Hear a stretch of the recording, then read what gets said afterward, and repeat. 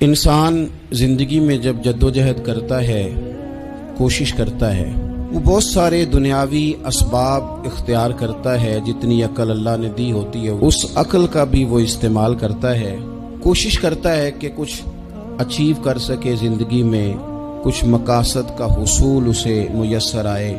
عزیز بھائیوں، ایک بات اپنے ذہن میں اچھی طرح بٹھا لیں اور لکھ لیں کہ زندگی میں جو کسی بندے کو کامیابی حاصل ہوتی ہے وہ رب تعالیٰ کی مدد سے حاصل ہوتی ہے۔ اگر رب تعالیٰ مددگار ہو تو پھر کوئی چیز بھی رستے میں رکاوٹ نہیں بنتی، اور اگر مالک کریم کو منظور نہ ہو تو انسان بہترین سیاستدان ہو، اچھا ایڈمنسٹریٹر ہو، اس کا ذہن بڑی وسعت رکھتا ہو، بڑی اچھی پلاننگ کرنا جانتا ہو، سارا کچھ ہو، تو بندہ ناکام ہو جاتا ہے۔ مسلمانوں کو جتنی کامیابیاں ملی ان کا پس منظر صرف اتنا تھا کہ اللہ تبارک و تعالیٰ نے اپنے بندوں کی مدد فرمائی، اور اب تعالیٰ نے قرآن مجید میں اس حقیقت کا بیان کیا، فرمایا بل اللہ مولاکم، فرمایا بلکہ اللہ تمہارا مولا ہے، وَهُوَ خَيْرُ النَّاصِرِينَ، اور وہ بہترین مددگار ہے۔ وہ جو رب تمہارا مولا ہے وہ بہترین مددگار ہے، اور اگر وہ مدد کرے تمہاری، سورہ آل عمران میں آگے جا کے ارشاد فرمایا اگر اللہ مدد کرے تو پھر تم پر کوئی غالب نہیں آ سکتا، اور اگر وہ تمہاری مدد چھوڑ دے تو پھر کوئی تمہاری مدد کر سکتا، کوئی مدد نہیں کر سکتا۔ بدر کی جنگ بھی اور فتح مکہ بھی رمضان المبارک میں ہوا ہے۔ میں دونوں پر غور کر رہا تھا تو ایک نیا مضمون میرے ذہن میں آنے لگا۔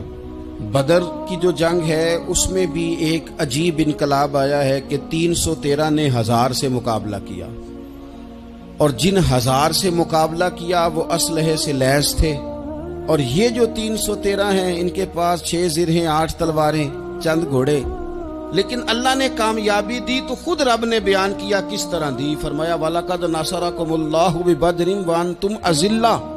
وہ کامیابی اس طرح ملی ہے کہ رب نے تمہاری مدد کی تھی، تم تو کمزور تھے، اللہ نے بدر میں تمہاری مدد کی، تم جیت گئے۔ وَلَقَدْ نَصَرَكُمُ اللَّهُ بِبَدْرٍ وَأَنْتُمْ أَذِلَّةٌ، اللہ نے بدر میں تمہاری مدد کی، تم تو کمزور تھے۔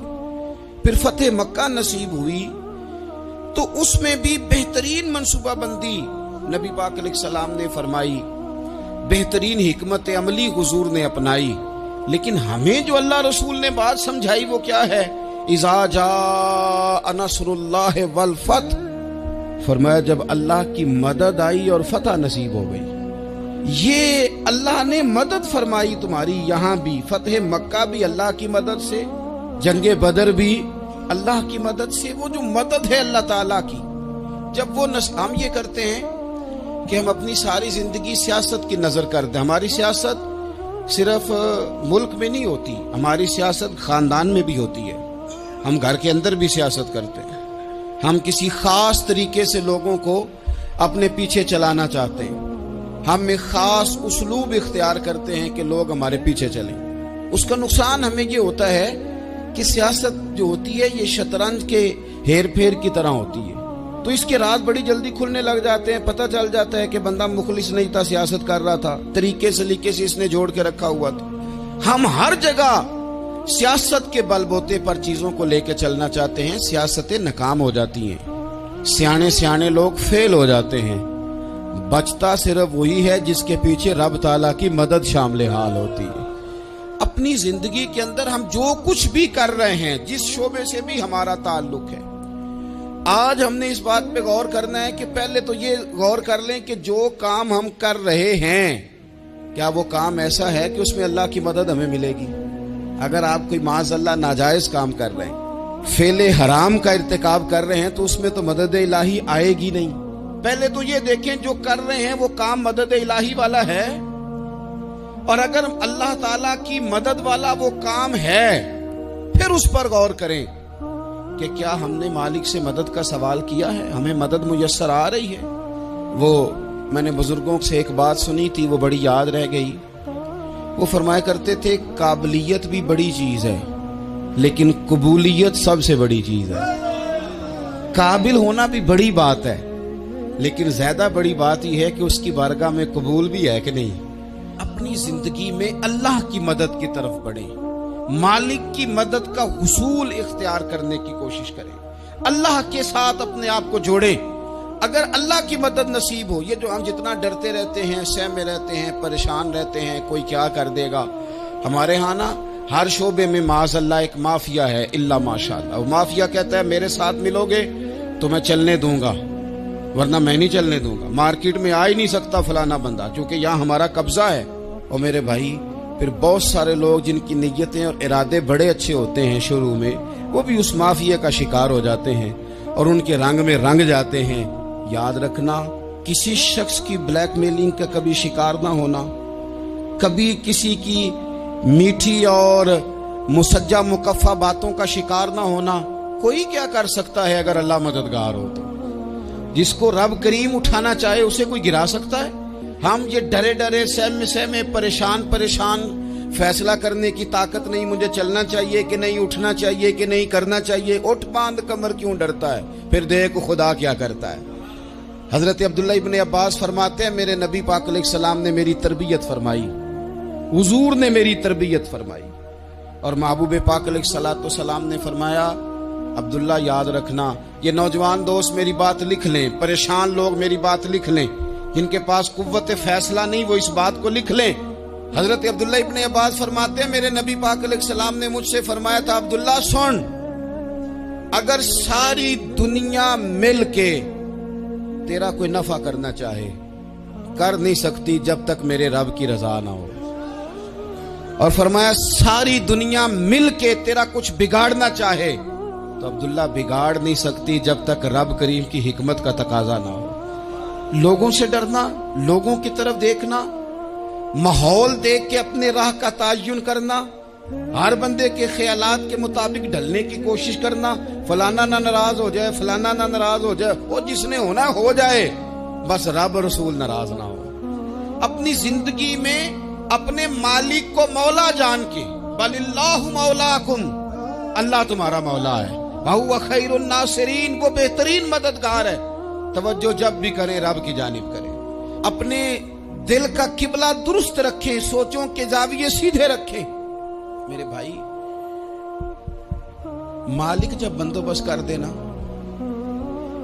जब मालिक बंदोबस्त करते हैं, फिर ऐसा बंदोबस्त करता है कि लोगों के पास ना चारा नहीं रहता। हजरत मरियम रज़ियल्लाहु ताला अन्हा पाकबाज थी, मस्जिद में रही थी, पर मालिक की हिकमत के तकाजे बड़े अजीब है ना। फिर जनाब मरियम को अल्लाह ताला ने बगैर शौहर के औलाद अता कर दी। ये बात ही ऐसी थी, वो किसी ने कहा था कि मखलूक तो फनकार है इस दर्जा के पल भर में, संगे दरे काबा से भी असनाम तराशे, तुम कौन हो क्या चीज है दागे कबाबी। लोगों ने तो मरियम पे भी इल्जाम तराशे। तो लोगों ने कहा किधर से ले आई बच्चा, तेरा बाप तो ऐसा नहीं था, कहां से ले आई? अल्लाह करे मैं आपको समझा सकूं, जरा अपने आप को वहां खड़ा करें कि एक पाक बाज औरत, पाक बाप की बेटी, तैयब माँ की बेटी, और अल्लाह के घर में परवरिश पाने वाली खातून, एक वो वक्त और एक ये वक्त कि उस औरत को कटहरे में खड़ा करके पूछा जा रहा है कि माज़अल्लाह तेरी गोद में बच्चा जायज नहीं है, कहां से लाई है? अब खुद से सफाइयां बंदा कितनी को दे, कितनी को वजाहतें करे। और मैंने तो अपनी जिंदगी में देखा है, ज्यादा वजाहत देने वाले को भी लोग झूठा समझने लग जाते हैं। ज्यादा वजाहत देने पर भी लोग कमजोरी का इजहार समझते हैं कि कमजोर पड़ गया। आप सुलह की कोशिश करते हैं, सामने वाला बुज़दिल समझ लेता है। ज्यादा वजाहतें भी कमजोर कर देती हैं। अब हजरत मरियम को कटहरे में खड़ा करके कहा बच्चा किसका है? तो फिर खुदा बंदोबस्त जब करे, अल्लाह जब मददगार हो, तो फिर हजरत मरियम की गवाही दरख्तों से नहीं दिलवाई उसने, पत्तों से नहीं दिलवाई, फिर फरिश्ते नहीं भेजे। हजरत मरियम कहने लगी मुझसे ना पूछो, वो जो पंघूड़े में है उसी से पूछ लो, उनसे पूछो ना, वो कौन है पूछ लो, उनसे कर लो सवाल। उन्होंने कहा पंघूड़े में चंद दिनों का बच्चा, ये जवाब देगा? मददगार था रब। उनकी बरात का ऐलान करना था मालिक ने, और जब मालिक ऐलान कर दे, जब मालिक तेरी सफाई देना चाहे, जब मालिक तुझे दुनिया के सामने निखारना चाहे, تو पंगूड़े में लेटे हजरत ईसा बोल के कहने लगे इन्नी अब्दुल्लाह आतानी अल किताबा, फरमाया मैं अल्लाह का बंदा हूं, रब ने मुझे किताब अता करके नबी बना के दुनिया में भेजा है। मैं अल्लाह का बंदा हूं, किताब लेके आया हूं, नबी बन के आया। फिर पंगूड़े से ऐलान हो गया, फिर बच्चा बोल पड़ा। और ये एक दफा नहीं बात हुई, ये बनी इसराइल में एक जुरैज नाम के शख्स भी थे जो नमाज पढ़ रहे थे। बाज ने लिखा है नफल नमाज थी, अम्मा ने पुकारा तो आए नहीं, तो माँ के मुंह से निकल गया तू इतनी देर तक मरेगा नहीं जब तक किसी बेहया औरत का मुंह ना देख ले। तो वो इबादत गुजार थे, लेकिन लोगों ने उनकी इबादत, रियाजत, परहेजगारी को नहीं देखा। बस एक औरत को भेज के इल्जाम लगवा दिया। वो औरत आया जाया करती थी, अब आ जाती हैं औरतें, मसला पूछने की नीयत से भी आ जाती हैं। माहौल में कुछ जगह ऐसी भी हैं जहां औरतें दम कराने के बहाने आ जाती हैं। वो खातून आती जाती थी उस खानकाह पे, आस्ताने पे, ये बुखारी में मौजूद है, पर उसने कहा मेरी गोद में जो बच्चा है ये इन्हीं का है। मुझे बताएं कैसे बंदा वजाहत दे। हालात खराब हो गए, लोग कुटिया जलाने लगे, माहौल और तरह का बन गया। मेरे नबी पाक अलैहिस्सलातु सलाम फरमाते हैं फिर उस रब के बंदे ने कहा मालिक तू करीम है, तेरी मशीयत का तकाजा आया जो मेरी माँ ने जुमले बोले थे, पर अब मैं वजाहत देने के काबिल नहीं रहा, अब तू ही करम करेगा तो दरवाजा खुलेगा।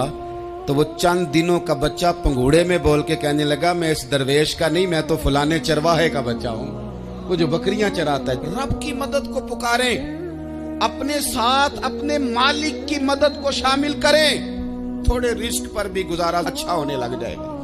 सारे लोग आपको गिराने की तदबीरें कर रहे होंगे और मालिक आपको इज्जतें अता फरमा देगा, उसकी बारगाह से हिकमत का तकाजा और हो जाएगा। हमने सारी जिंदगी लोगों को राजी करने में गुजार दी, सारी जिंदगी बुढ़ापा आ गया बच्चों को पालते, और बच्चों ने आखिरी उम्र में कह दिया अब्बा अगर कोई ढब का काम कर लेते तो आज हमारे दिन भी फिर न जाते। सारी जिंदगी गुजार दी बहन भाइयों को राजी करने में, सारी जिंदगी गुजार दी जिम्मेदारियां उठाने में। उनको 99 दफा दिया, एक दफा नहीं दिया तो उन्होंने कह दिया तूने तो कभी दिया ही नहीं, तू था ही नहीं। सारी जिंदगी मोहल्लेदारों, इलाके वालों को राजी करने में गुजार दी। और मैंने ऐसे लोग भी देखे दीन के लिए वक्त गुजारा, लेकिन जब बुढ़ापे में दांत काम न करते थे तो वक्त के मुफ्तियों को भी मस्जिदों की कमेटियों ने कह दिया अब आपकी समझ नहीं आती, हमने खतीब को यौर रखना है, न देखो दुनिया की तरफ, दुनिया रुला देती है, न राजी करो बंदों को, बंदे थका देते हैं, न पीछे भागो हर वक्त दुनियादारों के, ये इंसान को कमजोर कर देते हैं। वो तो करीम ही बड़ा है, 2 आंसू जमीन पर बाद में गिरते हैं, बंदे के गुनाह सारे पहले माफ फरमा देता है। अल्लाह की मदद का हुसूल, अपने मालिक की मदद की तरफ बढ़ना, आपको बदर की जंग भी यही दरस देगी, आपको ओहद का मैदान भी यही सबक देगा, फतेह मक्का भी यही सबक देगा। मेरे दोस्तों, जब रब मदद फरमाए, जब अल्लाह मददगार बने। दोस्तों से एक बात अक्सर करता हूं, मैं कहता हूं कि जितने दर्द से आप अमीर को अपनी कहानी सुनाते हैं ना, और जिस तरह आपके आंसू बात करने से पहले गिर जाते हैं कि गरीब हैं, बच्चियां हैं, कारोबार नहीं, ओ मेरे संगियो, इससे आधे आंसू अपने रब की बारगाह में बखेरो, उसके हुजूर अर्ज गुजार हो जाओ, उससे तलब करो। एक वक्त इंसान पर जिंदगी में ऐसा आता है कि उसे यूं महसूस होता है कि मेरा साया भी जरा सा पीछे हट गया है, उसे यूं लगता है कि मैं किसी सहारे पे हाथ डालता हूं तो वो भाग जाता है मुझसे। लेकिन मालिक की बारगाह ऐसी अजीम बारगाह है, रब रसूल के आस्ताने इतने बड़े हैं कि आप जब वहां कशकोले तलब दराज करते हैं तो झोली फैलाने में देर लगती है, उनको भरने में तो कोई देर नहीं लगती। हमने अपना सोच का किबला ही दुनिया को बना लिया। ये जो अल्लाह वालों की मदद है ये तो है नहीं, अल्लाह ही की मदद है। लेकिन ये जो सेठों की तरफ तवज्जो करना, नवाबों की तरफ तवज्जो करना, दुनियादारों की तरफ तवज्जो करना और अपना मिजाज इस तरह का बना लेना, यारो गर्दन को झुका देता है खैरात का पत्थर, जहां में मांगने वालों के सर कभी ऊंचे नहीं होते। اور اقبال کہتے ہیں غیرت ہے بڑی چیز جہان تگ و دو میں، پہناتی ہے یہ فقر کو تاج سردارا۔ میں عرض کروں گا کہ اپنی آپ جب توجہ کا قبلہ اللہ رسول کو بنائیں گے تو رب فرماتے ہیں وَيَرْزُقْهُ مِنْ حَيْثُ لَا يَحْتَسِبُ، میں نہ تجھے وہاں سے رزق دوں گا جہاں سے کبھی تیرا گمان بھی نہیں گیا ہوگا کہ یہاں سے بھی مل سکتا ہے، تو نے سوچا بھی نہیں ہوگا۔ بخاری شریف میں حدیث ہے، حضرت جابر ابن عبداللہ فرماتے ہیں نبی پاک صلی اللہ علیہ وسلم نے 300 لوگوں کا ایک لشکر روانہ کیا کسی مہم کے لیے، کسی جہاد کے لیے۔ حضرت ابو عبیدہ بن جراح رضی اللہ تعالیٰ عنہ امیر لشکر تھے۔ فرماتے ہیں غربت اتنی زیادہ تھی، بھوک اتنی زیادہ تھی کہ ایک ایک کھجور دن میں ایک وقت کھانے کو ملتی تھی، اور کچھ دن ایسے آئے کہ اب کھجور بھی نہیں مل رہی۔ فرماتے ہیں اتنی زیادہ بھوک لگی مجاہدین کو، 300 بندہ پتے کھا کے گزارا ہونے لگے۔ یہ بخاری میں موجود ہے۔ آپ فرماتے ہیں کہ دریا کے کنارے ہمارا پڑاؤ تھا، ٹھہراؤ تھا۔ جب بھوک سے نڈھال ہو گئے نا، وَيَرْزُقْهُ مِنْ حَيْثُ لَا يَحْتَسِبُ، اللہ وہاں سے روزی دیتا ہے، گمان بھی نہیں ہوتا۔ فرماتے ہیں ایک مچھلی اللہ تعالیٰ نے دریا کے کنارے بھیجی، فرماتے ہیں وہ تھی تو مچھلی پر پہاڑ جتنی تھی۔ بخاری میں لفظ ہیں، حضرت جابر ابن عبداللہ رضی اللہ تعالیٰ عنہ فرماتے ہیں 300 آدمی 18 دن تک اس مچھلی کو کھاتے رہے، مچھلی ختم ہی نہیں ہوئی۔ مچھلیاں نہیں، مچھلی کہتے ہیں 18 دن 300 بندہ کھاتا رہا، مچھلی ختم ہی نہیں ہوئی۔ اور فرماتے ہیں کہ اس کی ہڈی نکال کے، کانٹا کہیں گے آپ اپنی زبان میں، کہتے ہیں وہ نکال کے نا تو اس کو کھڑا کیا نا جب، تو اونٹ کجاوے سمیت اس کے بیچ سے گزر جاتا تھا، 2 اس کے کانٹے جوڑے۔ فرماتے ہیں وہ اس کا گوشت ہم کھاتے تھے اور اس کی چربی بطور تیل کے ہم جسموں پہ ملتے تھے، بیماروں کو اس سے سکون آتا تھا، تندرستی شفا ہوتی تھی۔ فرماتے ہیں ہم کھایا بھی ہم نے، اور کچھ لے کے ہم مدینے بھی گئے، اور قربان جائیں نبی پاک نے بھی اس میں سے کھایا۔ ہم نے عرض کی حضور یہ معمہ کیا ہے، یہ ماجرا کیا ہے؟ تو محبوب نے فرمایا تمہارے پاس غذا نہیں تھی، رب نے تمہارے لیے بندوبست کیا ہے، اللہ نے تمہیں دیا ہے۔ مکان شروع کر لیا، ایک صاحب نے وہ مکان بنانے لگے، آپ وہ حساب لگا رہے ہیں، کہتے ہیں میرے پاس اتنے پیسے ہیں، اتنے میں نے فلانے دوست سے کہنا ہے اس نے دے دینے، اتنے فلانے رشتہ دار سے کہنا ہے اس نے دے دینے، اتنے فلانے سے کہنا ہے اس نے دے دینے۔ یہ ساری کاپی بنا کے مکان شروع کر لیا۔ جو روز کہتا تھا نا کوئی حکم ہو جاتے دسی، سب سے پہلے اس کو کہا میاں پیسے چاہیے دن، وہ کہندا ہو کل ہی منڈا ٹوریا ہے، کدے تو پرسوں 10 داتے لب جانے سن۔ میں آپ کو اپنے تجربے کی بات بتا رہا ہوں۔ جن لوگوں کا خیال ہوتا ہے نا کہ آپ سٹارٹ کریں فلانا کام، ہم آپ کے ساتھ ہیں، اللہ کا ہی کوئی نظام ہے، وہ بالکل بھی نہیں ساتھ ہوتے۔ لیکن ایسا نہیں ہے کہ کوئی ساتھ نہیں ہوتا، اللہ تعالیٰ بڑے اسباب پیدا کرتا ہے، وہاں سے دیتا ہے جہاں سے گمان بھی۔ ہمارا یہ ذہن بن جاتا ہے ہم ساری اپنے حساب سے چلتے ہیں، اتنے رشتہ داروں سے، اتنے، کون آپ کے ساتھ چلے گا؟ سوال ہی نہیں پیدا ہوتا۔ یہ سارے کام چھوڑ کے سب سے پہلے 2 رکعتیں پڑھو، اپنے رب کی بارگاہ میں، رسول کائنات کی بارگاہ میں گزارشات اور استغاثے پیش کرو، وہاں سے خیر طلب کرو۔ دنیا دار کیا دیں گے، کیا دے سکتے ہیں، کیا حیثیت ہوتی ہے کسی؟ اللہ کہتا ہے وہاں سے دوں گا۔ تو جو اللہ مال دے وہ لینا چاہیے کہ رشتہ داروں کا مال دیکھنا چاہیے؟ جو اللہ دے وہ لینا چاہیے کہ سیٹھوں نوابوں کی جیبیں دیکھنی چاہیے؟ جو اللہ دے وہ قبول کرنا چاہیے یا دیکھنا چاہیے کون سا آدمی کہاں پہنچ گیا؟ چھوڑو، اپنی مٹی پہ چلنے کا سلیقہ سیکھو۔ کسی کے سنگ مرمر پہ چلو گے تو پھسل جاؤ گے، پھسل جاؤ۔ اس پر ایک اور بات عرض کر دوں، صحیح بخاری سے، مسلم سے ایک اور بات۔ کچھ چیزیں ایسی ہیں جن سے اللہ کی مدد آتی ہے، مدد ملتی ہے۔ ایک چیز ان میں سے ایسی ہے جس سے بہت مدد نازل ہوتی ہے، وہ ہے کہ جب رب آپ کو دے نا تو پھر آپ بھی اس کے رستے میں دیں، پھر مدد آتی ہے، پھر اور آتا ہے۔ بخاری مسلم میں حدیث ہے، یہ زیادہ ہی توجہ طلب امر ہے، اس پر آپ غور کریں گے۔ حضرت ابو ہریرہ فرماتے ہیں کہ نبی پاک علیہ السلام نے فرمایا ایک شخص نے بادلوں کے اندر سے آواز سنی کہ فلاں آدمی کا کھیت اور باغ خشک ہو گیا ہے، وہاں برسو اور اس کے کھیت کو سیراب کرو۔ وہ بڑا حیران ہوا کہ بادل سے آواز آ رہی۔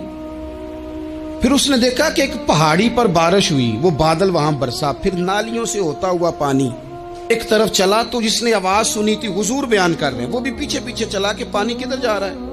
اس نے جا کے دیکھا کہ ایک مقام پہ ایک باغ کو وہ پانی لگ رہا ہے اور ایک آدمی وہ پانی لگا رہا ہے۔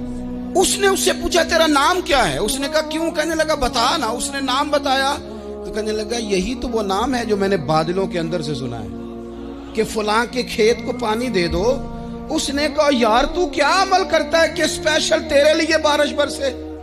یہ بخاری پڑھ رہا ہوں، سیاستہ سے حدیث عرض کر رہا ہوں۔ اس سے پوچھا تو کیا کام کرتا ہے کہ جناب اللہ تبارک و تعالیٰ کا حکم کرم آیا کہ خاص تیرے لیے پانی برسے اور تیرے کھیت کو سیراب کرے؟ تو اس نے کہا چھوٹا ذمہ دار ہوں، پر جب فصل اگتی ہے تو 3 حصے کرتا ہوں۔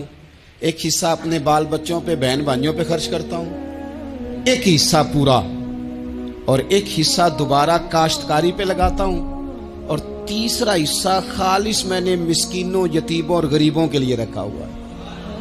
وہ جو تیسرا حصہ اللہ کرے آپ سمجھے، وہ رب کے بندوں پہ تیسرا حصہ خرچ کرتا ہے نا، تو کریم مالک نے فرمایا جہاں سے غریب کا حصہ جاتا ہے وہ کھیت خشک نہیں رہنا چاہیے، وہ جہاں سے مسکین روٹی کھاتے ہیں وہ خشک نہ رہے، جہاں سے یتیموں کو کچھ آتا ہے کہیں اس کی فصل رہ نہ جائے۔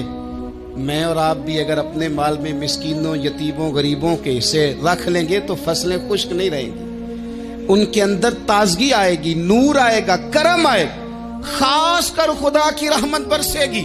مدد اللہ سے چاہیں، اپنی توجہات کا مرکز رب رسول کی ذات کو بنائیں، پھر آپ محسوس کریں گے کہ بڑی جلدی اللہ تعالیٰ کی مدد آنے لگی ہے۔